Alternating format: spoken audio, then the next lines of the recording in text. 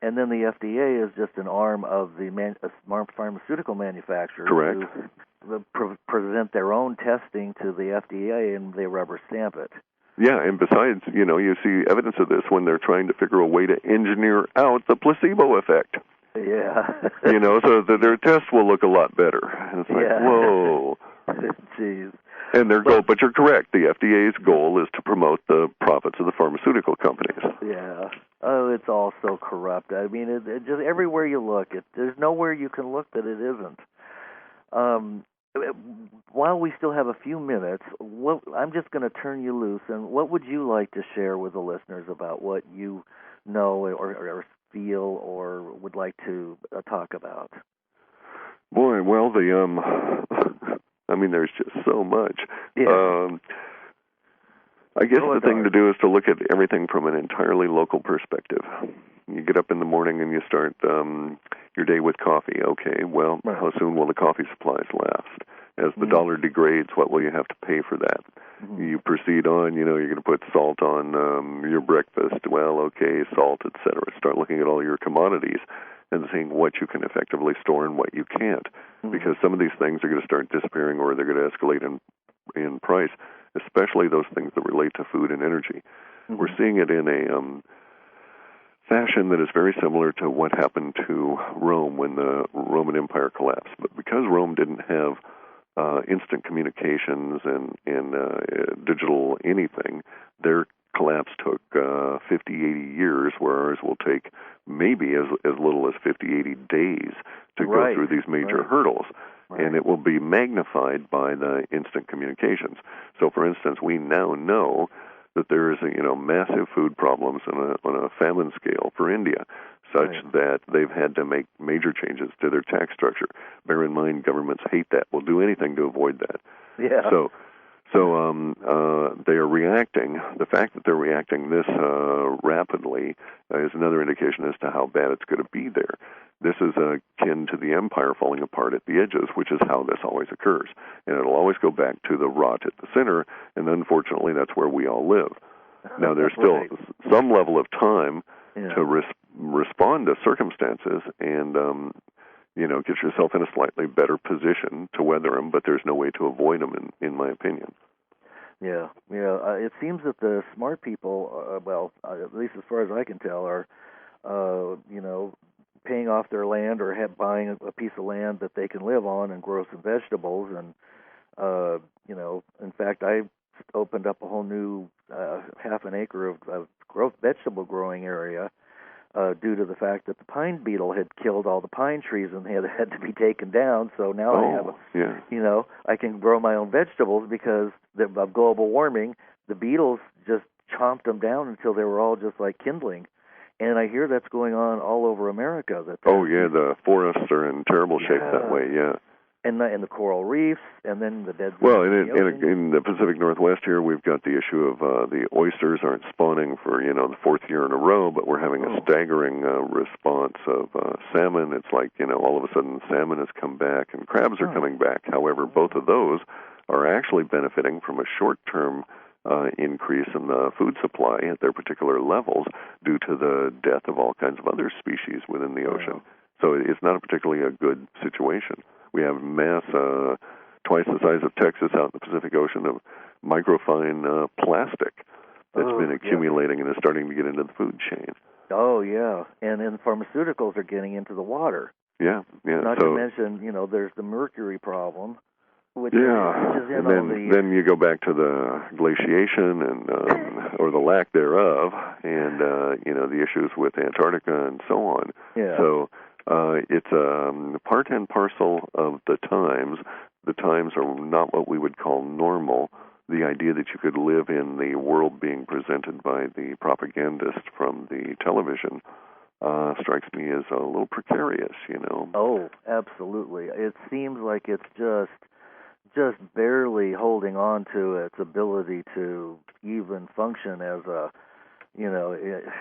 it's just so out of touch that it seems that it's going to collapse real soon. And of course, if there's a financial collapse, then all those companies will be thinking twice about advertising on television. Programming will be cut, and blah blah blah. Well, and then you have electricity issues, and the hyperinflation. The hyperinflation will be the death knell for the social infrastructure, and that'll hit on levels, as you say, in advertising, but also such things as the importation of oil for diesel for driving trains to haul coal in order to make electricity, so the electrical grid suffers. We're already having a collapse of the food supplies at the oceanic level. Pretty soon that collapse will hit us at the grain level. So, it's kind of like I say, back to it local again. If you like bread, maybe you need to figure out a way to store the stuff.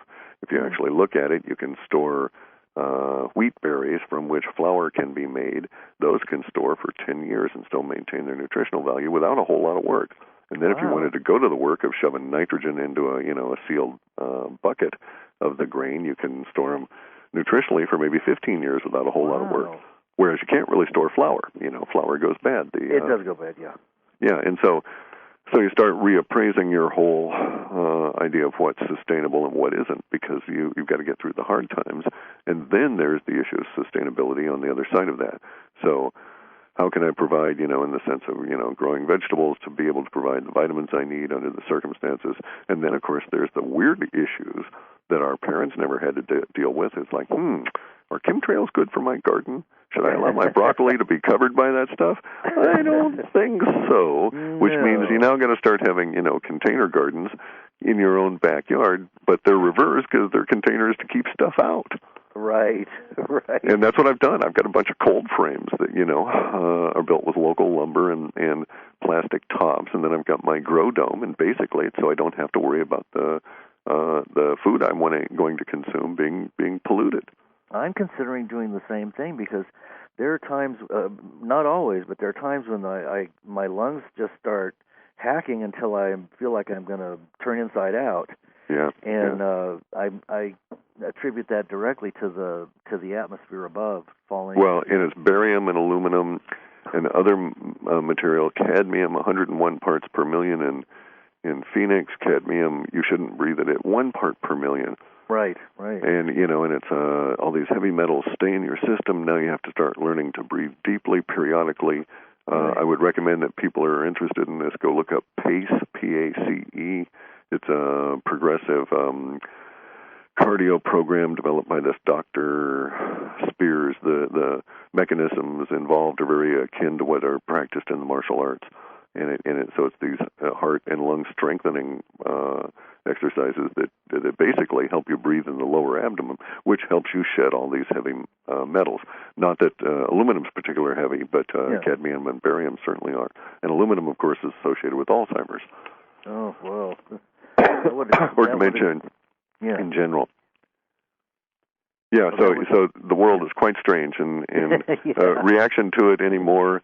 It's like there's actually this thing in the whole science of yoga that's kind of cool. The book goes along and it says, it's warning you, and it's kind of doing its little Yoda thing saying, now watch out, there are these various traps when you're set off on the path of enlightenment. And one of the traps is that you'll be walking along and you'll slip back into what's known as the doshas, or humor or view of the world that you used to have. In other words, you're walking along, everything's fine, and you think, why was I must have been really crazy to think that this New World Order and all of that business. And then it's like, oh, oops, wait a second. What's that up in the sky? Oh, yeah, that's right. The biggest giant conspiracy on the planet and right in front of my face. Yeah, all that other stuff is true. Better get back to it, Yeah. Very good, very good. Well, Cliff, we've come to the end of an hour, and it's just, boy, I always love talking to you. You are just so great. You've got I can sling the the BS with the best of them. But it's great talking to you, Guy. It's very, very, very nice, very pleasant. It's a lot of fun, and you always bring some wisdom to it and a little levity, too, which I like.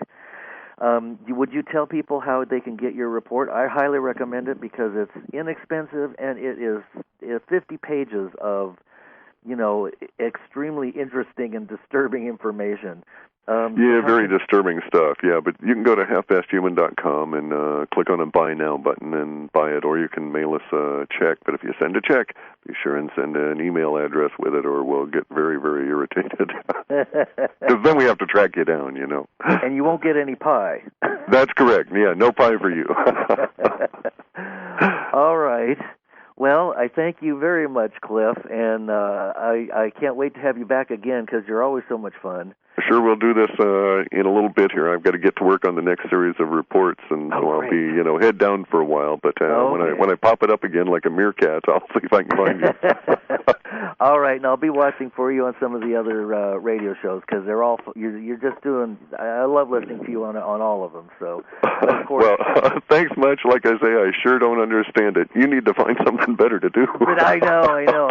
I'm going to return to writing another book. So. Oh, there you go. There you go. Yeah, you won't be hearing from me as much then. Okay, cool. All right, Cliff, thanks a million, and best of luck with that project, and keep in touch. Okay, we'll talk to you. Bye. All righty. Good night, everybody.